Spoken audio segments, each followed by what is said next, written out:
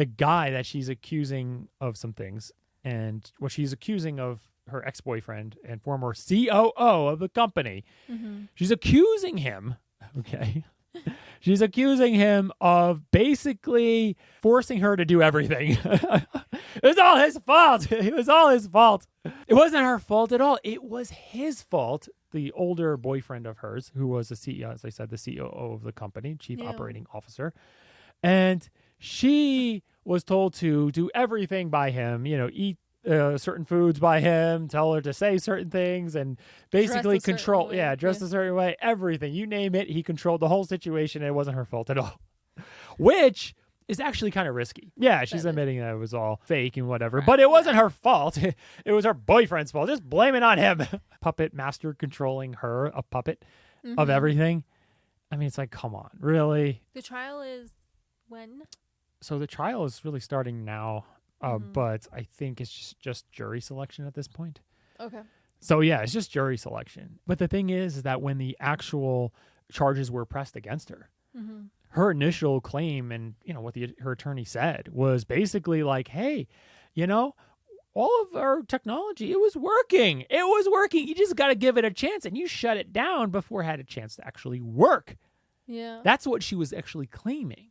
And then now she can't claim that anymore because apparently the evidence is just way high against her. Yeah. There's no way she's going to get out of this except by just making some bullshit claim that her boyfriend, her ex-boyfriend, was controlling everything that she did and it was all his fault all along. That's insane. Yeah. So it's just one thing after another with her, and it's just so annoying because she is, I guess the best way to describe her is just like the ultimate psychopath. Really? You know what I mean? Yeah. Just using people, doesn't care, just trying her best just to use anybody for her to make money and gain fame and notoriety, to be known as, this entrepreneur, this smart girl who dropped out of Stanford and started the best tech company in Silicon Valley. And I think what she was hoping for is the technology to eventually catch up to her lies.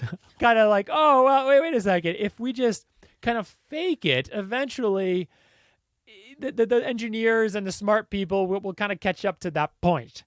But there's a problem. When you're actually doing the blood tests on people and people are relying on those blood tests, and, a false positive could be just as devastating as a false negative. Yeah. Any bad results, any, just bad information in medicine can be devastating. It's terrible.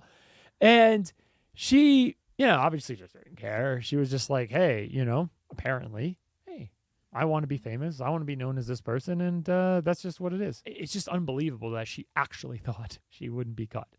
And the whole company too, like, especially, the executives, the COO, her boyfriend, and he's being charged in January. Well, not charged. He's charged already, but his trial is going to start in January. But that's the benefit of Elizabeth Holmes starting her trial early. Why? Before him. Because then she can just be like, all the evidence against the boyfriend, that hasn't come out yet. You got to wait for his trial. So clearly it's him. And, just wait for his trial and throw his ass in prison. Kind of the benefit of starting first when you're the first to be tried. Then you can just be like, hey, he got the wrong guy or girl. You got the wrong girl. Yeah. You got to go after the guy, my ex-boyfriend, wait until that evidence comes out. Now he's trying to come across like an 18-year-old girl. Yeah, now she seems way younger and more innocent. Right. Yes. So and that's exactly what she's trying to do, is trying to make you think and trying to make you feel like, oh, we can't possibly send this little poor girl to jail. Yeah. Prison, really.